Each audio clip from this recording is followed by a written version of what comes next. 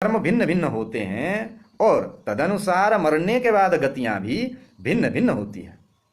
कोई देवता बन जाता है, कोई पितर, कोई प्रेत, कोई हाथी, कोई चींटी, कोई चिनार का वृक्ष और कोई तृण।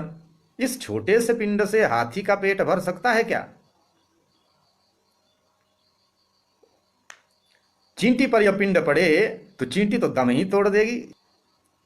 तृण उसे कैसे खा सकेगा? देवता अमृत से तृप्त होते हैं, पिंड से उन्हें कैसे तृप्ति मिलेगी? इन प्रश्नों का शास्त्र ने बड़ा सुलझा समाधान कर दिया है।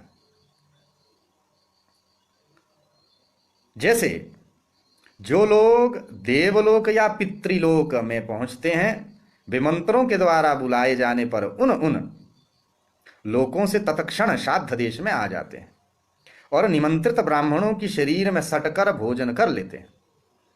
सूक्ष्म ग्राही होने से सूक्ष्म कणों के आघ्राण से ही उनका भोजन हो जाता है, वे तृप्त हो जाते हैं। भगवती सीता ने ससुर आदि 3 पुरुषों को श्राद्ध में भोजन के अवसर पर 3 ब्राह्मणों को उनके शरीर में सटकर बैठते देखा था। यह दृश्य तब उपस्थित हुआ था जब भगवान श्री राम ने श्राद्ध करते समय अपने पिता, पितामह और परपितामह का आवाहन किया था। यह दृश्य देखते ही सीता जी तुरंत वहां से हट गई। वे डर गई थी कि उनके ससुर आदि जो भोजन करने आए हैं, वे वनवासी वेश को देखकर सहन न कर पाएंगे। इसे देखते ही वे वहां से जो मूर्छित हो जाएंगे। इस तरह घटना पहले घट चुकी थी। बन जाते समय जब सीता अपने अंगों से अलंकार उतारने लगी तो यह देखते ही दशरथ जी को इतनी वेदना हुई कि वे तुरंत मूर्छित हो गए। इस बार का वेश तो बिल्कुल वनवासिनी का था, इसे देख उन्हें पहले से भी अधिक वेदना होगी। यह ब्रह्मांड पुराण और पद्म पुराण में यह कथा मिलती है, आप अवश्य वहां श्रवण कर सकते, पढ़ सकते हैं।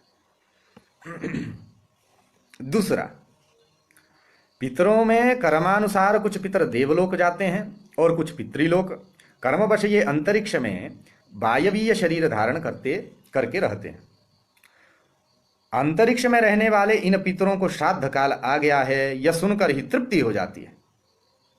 ये मनोजब होते हैं, अर्थात इन पितरों की गति मन की गति की तरह होती है। वे स्मरण से श्राद्ध देश में आ जाते हैं और ब्राह्मणों के साथ खाकर भोजन कर तृप्त हो जाते हैं। इनको सब लोग इसलिए नहीं देख पाते हैं कि इनका शरीर वायवीय होता है। तृप्यन्ते पितर श्रुत्वा श्राद्ध कालमुपस्थितम् अन्योन्यम मनसो ध्यात्वा संपतन्ति मनोजवाः तैर्ब्राह्मणै सहस्नाति पितरो ह्यन्त रक्षिकाः वायुभूतास्तु तिष्ठन्ति भुक्त्वा यान्ति परां गतिम् इति कूर्म पुराणे।